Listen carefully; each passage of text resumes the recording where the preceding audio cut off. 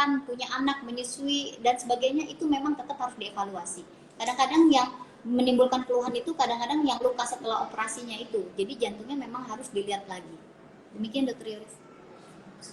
Baik, terima kasih dokter. Ini ada lagi nih dok, pertanyaan dari Ansel Pure.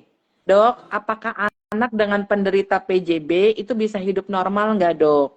Atau ada pantangan tertentu juga nggak dok? Apakah dia nanti bisa mewujudkan cita-citanya? Atau ada halangan-halangan di masa depannya? Mohon penjelasannya dokter. Baik, terima kasih.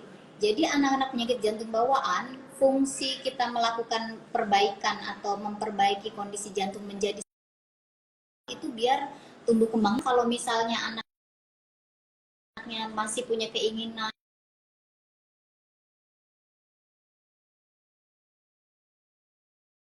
tidak ada keluhan. Keluhan ini misalnya lelah, nyeri dada, kemudian biru, itu akan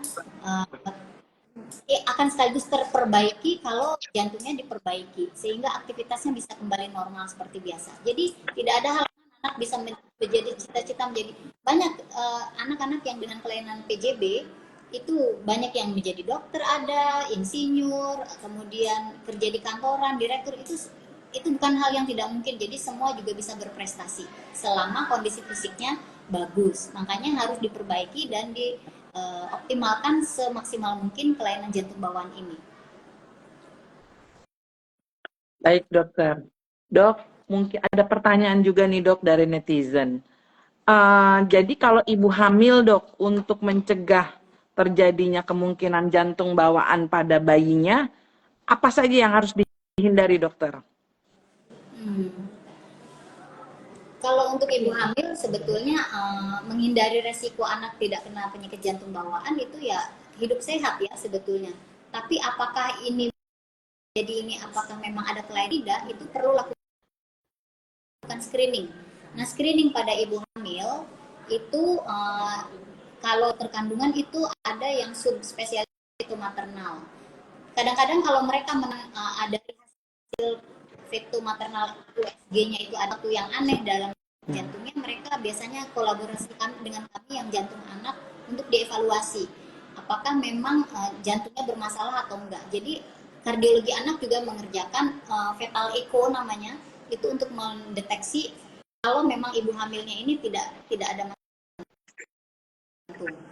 Misalnya untuk mencegah bagaimana biar tidak timbul penyakit jantung bawaan, seperti yang saya bilang tadi, resiko terjadinya penyakit jantung bawaan itu satu anak dari 1.100 kelahiran hidup itu ada resikonya. Tapi yang penting adalah memang harus hidup sehat sih. Cuma kan kita nggak tahu ya, kadang-kadang kita hamil nih anak ini akan sehat atau enggak, memang nggak bisa semua bisa tahu dari awal. Kadang-kadang yang udah lahir brojol, kemudian tahu-tahu biru, akhirnya mereka juga jadi tak bingung. Ya penyebabnya faktornya yang sudah saya sebutkan tadi, multifaktor, entah itu kimia, radiasi, kemudian atau genetik, itu kita nggak tahu yang mana yang berperan yang menyebabkan timbulnya penyakit jantung bawaan anak pada bayi tersebut. Tapi untuk bagaimana menghindarinya ya, saya rasa dengan hidup sehat yang seperti sudah, kalau dokter-dokter kandungan atau dokter ahli gizi edukasi ya itu bisa dilanjutkan sih. Demikian Dokter Yoris. Ada pertanyaan dari Rosi Fitri. Kalau punya bayinya ini napasnya agak grok-grok tapi nggak sesak dok. Kira-kira ada hubungannya nggak dok sama kelainan jantung dokter? Baik. Tidak semua bayi ngorok itu ada masalah di jantung ya, karena sebetulnya kalau dia ngorok itu airway problem. Jadi kalau masalah jantung yang bisa kayak gitu tetap dicurigai ada, kadang-kadang bisa kayak ada PJB-nya, tapi bisa juga tidak. Kalau memang mau di screening, bagusnya memang di screening untuk kemungkinan penyakitnya. Baik dokter. Nih dok, satu lagi pertanyaan nih dok. Anak yang sering tangannya keringetan itu dok dan dingin, apakah itu bisa terkait dengan penyakit jantung bawaan dokter? Ya, beberapa kasus memang ada yang seperti demikian. Jadi dia dengan ASD besar, lapisnya tergang, kemudian terangsang, sehingga akan berkeringat berlebihan.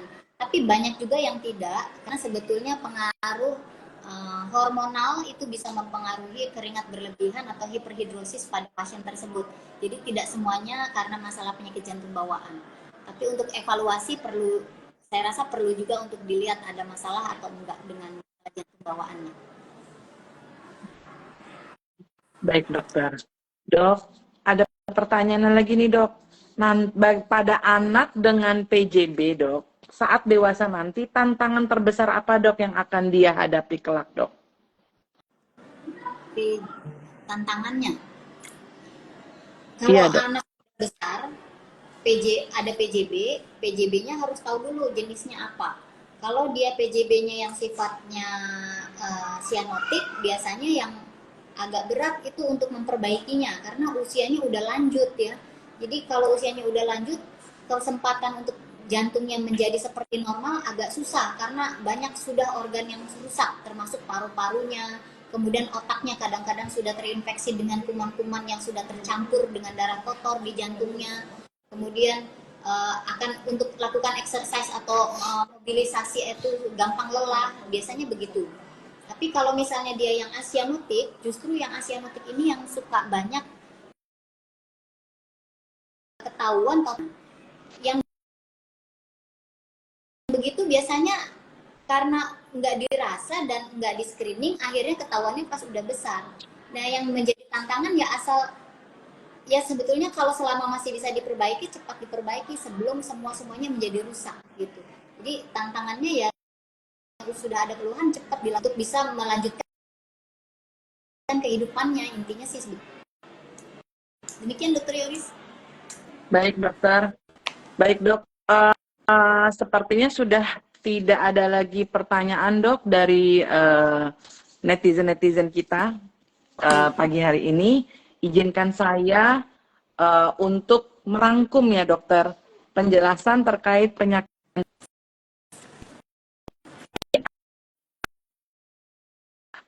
dicermati.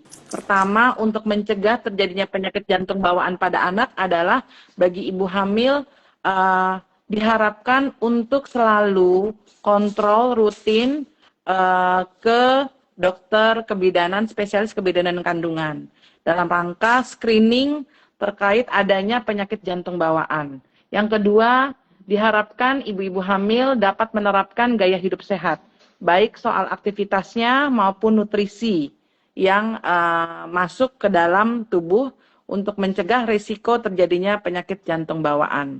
Tadi Dr. Febri juga telah menjelaskan beberapa gejala dan ciri-ciri dari penyakit jantung bawaan pada bayi dan anak. Jika ditemukan adanya gejala bayi dan anak, jangan ragu untuk segera mencari pertolongan medis, karena makin cepat anak tersebut mendapat pertolongan, makin besar peluang untuk sembuh. Dengan demikian, pertumbuhan dan perkembangan anak tersebut dapat mencapai optimal dan dapat menjadi sumber daya manusia yang itu saja kesimpulan yang dapat saya berikan. Terima kasih banyak kepada Dr. Febri atas waktu dan Betulnya pesan informasi serta pengetahuan. Ya dokter? anak-anak yang gejala atau ada gejala yang curiga terhadap kelainan jantung ya konsul Ya. ke dokter anak. Nanti dokter anak akan mengarahkan lebih lanjut ke mas. Sekarang jumlahnya banyak dokter anak di semua tempat. Mereka akan berkomunikasi dengan anaknya supaya Iya dokter. Ya. Baik, terima kasih dokter. Jadi mohon kepada orang tua, jikalau ditemukan salah satu atau lebih dari gejala yang sudah dijelaskan oleh Dr. Febri, maka dapat segera dilakukan konsultasi ke dokter spesialis anak terdekat untuk dapat dilakukan screening, kemudian sehingga dapat dilakukan tata laksana lebih dini untuk mencegah terjadinya komplikasi. Terima kasih banyak informasi dan pengetahuan yang sudah diberikan kepada kita semua. Yang hal ini untuk orang tua dalam rangka mewujudkan anak sehat. Gitu. Baik. informasi bahwa jika pemirsa netizen yang ingin berobat ke RSUD Provinsi Banten, Poliklinik RSUD Provinsi Banten, Poliklinik Anak buka dari Senin sampai Sabtu dari jam 7.30 sampai dengan selesai. Dan untuk Poliklinik Jantung Anak juga di RSUD Provinsi Banten oleh Dr. Febri, spesialis anak konsultan, subspesialis jantung anak, juga ada di Poliklinik RSUD Provinsi Banten. Silakan dapat mendaftar, pendaftaran online-nya tercantum pada Instagram RSUD Provinsi Banten, atau dapat mendaftarkan diri secara langsung ke Rumah Sakit Banten ini. Demikian dokter. Dan kepada para pemirsa yang sudah bergabung dan mengikuti Instagram Live ini dari awal hingga akhir, terima kasih atas partisipasinya. Mari bersama-sama untuk anak Indonesia menyelamatkan penerus bangsa. Terima kasih. Assalamualaikum warahmatullahi wabarakatuh. Terima kasih Dr. Febri.